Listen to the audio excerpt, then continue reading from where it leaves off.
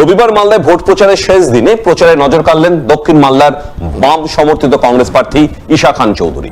তারই সমর্থনে সুজাপুরে নির্বাচনী জনসভা করে কংগ্রেসের পক্ষে ভোট চাইলেন কংগ্রেসের সর্বভারতীয় সভাপতি মল্লিকার্জুন খাড়গে।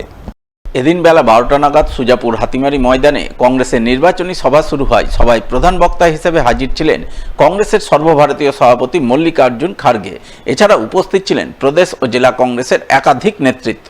উপস্থিত ছিলেন দক্ষিণ মালদার প্রার্থী ঈশা খান চৌধুরী এবং উত্তর মালদার প্রার্থী মোস্তাক আলম। তাদের দুজনের সমর্থনে এদিন এই সভা অনুষ্ঠিত হয়। সভার শুরুতেই মঞ্চে বক্তব্য রাখতে উঠে বিজেপি এবং তৃণমূলের বিরুদ্ধে জোরদার আক্রমণ শানান কংগ্রেস প্রার্থী ঈশা খান চৌধুরী। একই সঙ্গে তিনি বলেন, গণি পরিবারের সদস্য হিসাবে তিনি রাজনীতি থেকে কিছু নিতে আসেননি, মানুষকে দিতে এসেছেন, মানুষের সেবা করতে এসেছেন। তাই সেবার কাজ অব্যাহত রাখতে তিনি কংগ্রেসকে এককাট্টা হয়ে ভোট দেওয়ার আবেদন জানান।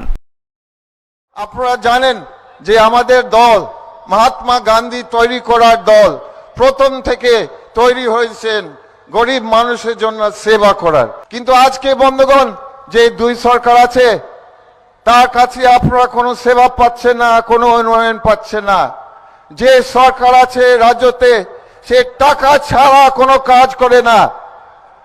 যেমন আপনারা জানেন মা বোনদের জন্য লক্ষ্মী ভান্ডার 1000 টাকা দিচ্ছে এখন। কিন্তু বন্ধুগণ, আপনারা কি কোনোদিন চিন্তা করেছেন যে যেমন মা বোনদেরকে 1000 টাকা দিচ্ছে, ছেলেদের কাছ থেকে 14 লক্ষ টাকা ঘুষ খাচ্ছে চাকরির জন্য? কোনোদিন চিন্তা করেছেন? তো বন্ধুগণ, এটাকে সেবা বলে না। সেবাকে বলে যে বরকত গনি খান সাহেব করতেন। উনি হাজার হাজার জায়গা উন্নয়ন করেছেন, উনি লক্ষ লক্ষ চাকরি দিয়েছেন মালদার মানুষকে, দেশের মানুষকে। আর উনি 1 পয়সা খায়নি, উনি কোনোদিন টাকা পয়সা খায়নি। এটাকে বলে সেবা। যে সরকার আছে কেন্দ্রতে, বিজেপি সরকার, আপনারা জানেন তাদের প্রতিশ্রুতির কোনো দাম নেই।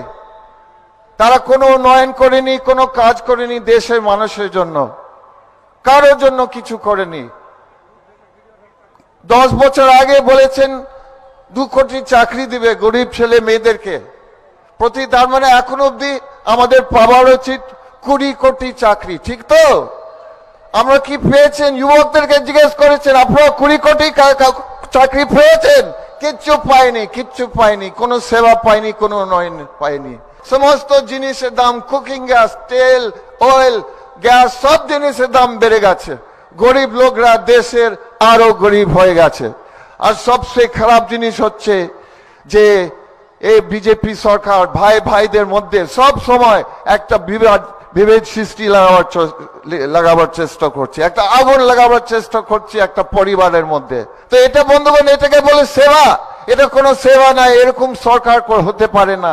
বন্ধুগণ, আমাদের পরিবার গনি খান পরিবার, আমরা এসছি সেবা করতে। আপনারা জানেন যে দালুবাবু একটা বিদ্যালয় এনেছেন, আমাদের ইউপিএ সরকার 700 কোটি টাকা দিয়েছেন। জানেন তো? Gani Khan Institute of Engineering and Technology, সবাই জানেন তো? দালুবাবু 150 একরের জমি দান দিয়েছে, 150 একর। এটাকে বলে সেবা। আর সবচেয়ে শেষ কথা যে আমি বলছি, আপনারা ধ্যান দিয়ে শুনবেন। আমরা নিতে আসিনি, আমরা দিতে এসছি। আমাদের পরিবার দিতে এসছি, আমাদের ইন্ডিয়া অ্যালায়েন্স দিতে এসছি, আমাদের জোট আপনাদের কাছে উন্নয়ন সেবা দিতে।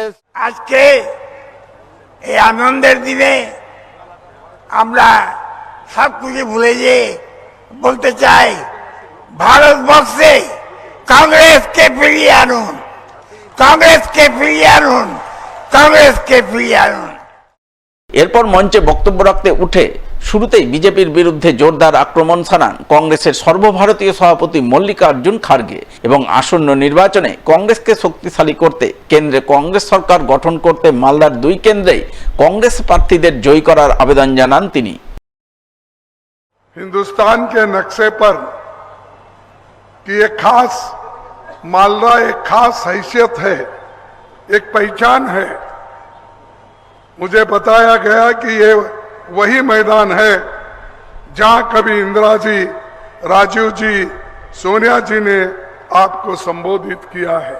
भारत के राजनीतिक इतिहास में मालदा के सुपूत एबी गनी खान चौधरी एक बहुत बड़ा योगदान उन्होंने दिया इस एरिया को।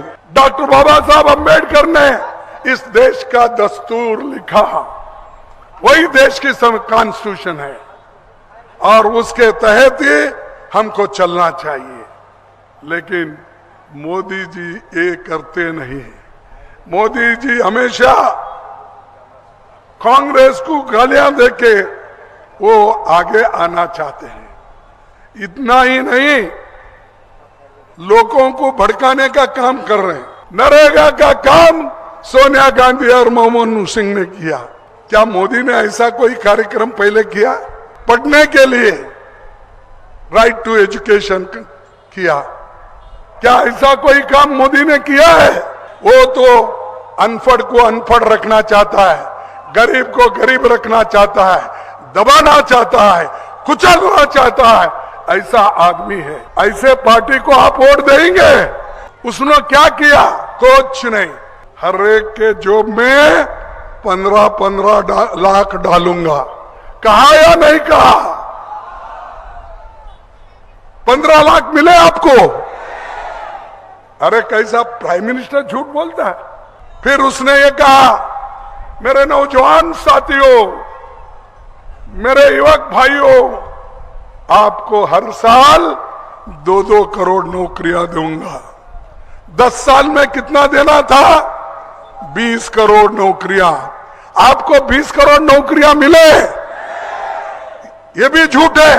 इसी के लिए मैं कभी कभी उनको बोलना पड़ता है, मोदी जी आप झूठों के सरदार हैं। मैं आपसे अपील करता हूं, पंजे को वोट दो। पंजा हमेशा तुम्हारे साथ है, हाथ तुम्हारे साथ है ना, कोई निकाल नहीं ले सकता। लेकिन कमल का फूल सुबह निकाले शाम में मुरझा जाता है, सूख जाता है।